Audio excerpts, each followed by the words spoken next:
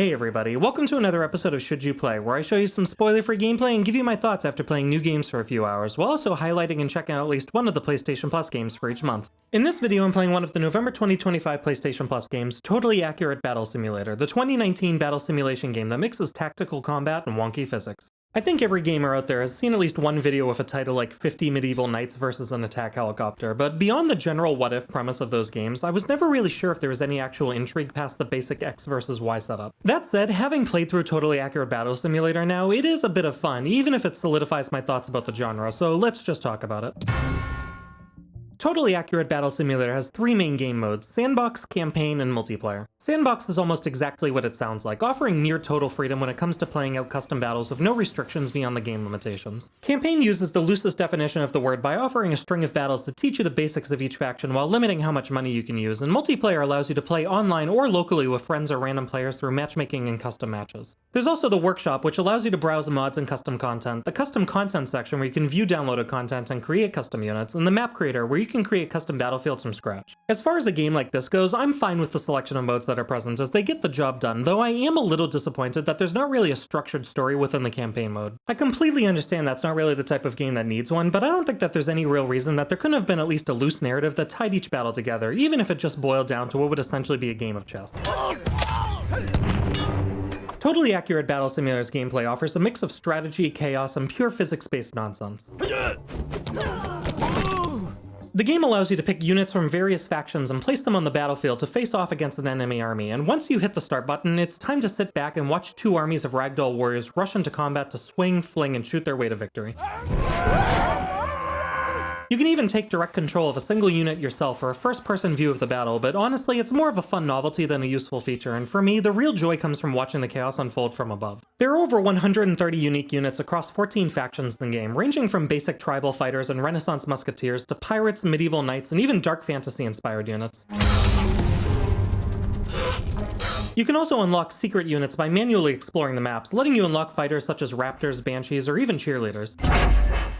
Some units are mostly stationary defenders, some are ranged attackers, and some can even summon storms or transform mid-battle, but not all units are created equal, as certain factions clearly have better troops. There's also no in-game class, unit, or faction descriptions available, even though I think there's absolutely room for them on the screen, so it can be a bit hard to tell what each one actually does until you've already thrown them into a battle. The strategy of battles comes from experimenting and learning each unit though, balancing cost, stability, and positioning, but there's a layer of unpredictability that you can't really plan around as well. Sometimes your units will perform flawlessly, while other times they'll go in the wrong direction and fall off a cliff by accident. Some players love this random X factor, and I'm sure that there are others who can't stand it, so just be aware of that when you place a bunch of units on the side of a cliff to try to give yourself a tactical edge. Totally Accurate Battle Simulator also lets you take on the mayhem with local friends or online opponents. You can play locally with split screen either horizontally or vertically, or you can go online with friends or random players through matchmaking. Online matches let you customize everything from the map and army size to the spending limit and number of units. However, one of the main issues here is that there's no ranking or skill-based matchmaking at all, so you might go from fighting someone who's mastered every faction to someone who's just downloaded the game. Unfortunately, I also ran into multiple connection issues while trying to join matches over several days, and even when I did get in, some players would just sit idle in the setup phase with no apparent time limit to force a start to the battle. When online play works as intended though, it's the same kind of chaotic fun you get offline, just with the added joy of laughing at your friend's army getting flattened by a line of minotaurs. Now, one of the other big draws for Totally Accurate Battle Simulator is the mods that are available for it, as you're able to create and download custom units and maps to play with. If you want to play with mods on, just make sure you go into the gameplay settings first and enable Allow Mod Access, and then you can get straight into the chaos. Want to settle the Naruto vs Sasuke debate? You can do that. How about watching the Straw Hat Pirates take on Godzilla? You can do that too. Satoru Gojo facing down an army all by himself? You guessed it, and Totally Accurate Battle Simulator makes it possible. Making custom content and searching for mods within the game is incredibly easy as well, whether it's maps or units, and I think that for those who are going to be sticking around with the game for a while, the near endless amount of mods available is what's going to be the sticking point, because with as many units that are already in the base game, new content is always going to make the game feel fresh. Totally Accurate Battle Simulator keeps things simple with its visuals, but in one of the better possible ways. The low poly art style and bright clean environments make the battlefield easy to read, even when dozens of fighters are flopping around at once. The intentionally clumsy animations and wobbly ragdoll physics give it a ridiculous charm, and every punch, arrow, and tumble sells the absurdity of the whole thing. The sound design leans into that same energy with goofy grunts, exaggerated death cries, and over-the-top effects that make even small battles entertaining. The music, on the other hand, is good, but does get repetitive after a while, especially during longer play sessions, but the minimalist visuals and silly presentation are what make Totally Accurate Battle Simulator so endearing. It knows exactly what it's doing, and it doesn't try to be anything more serious than that.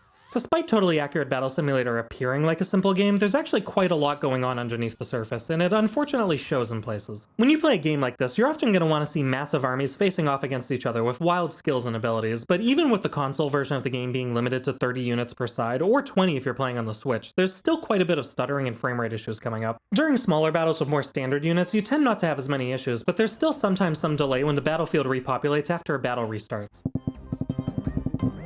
I understand that this is partially due to hardware limitations on the consoles, but it's still a bit disappointing when chaos is one of the big selling points in a game like this, even with the option to override the limit on some systems, at the risk of stressing the game, of course.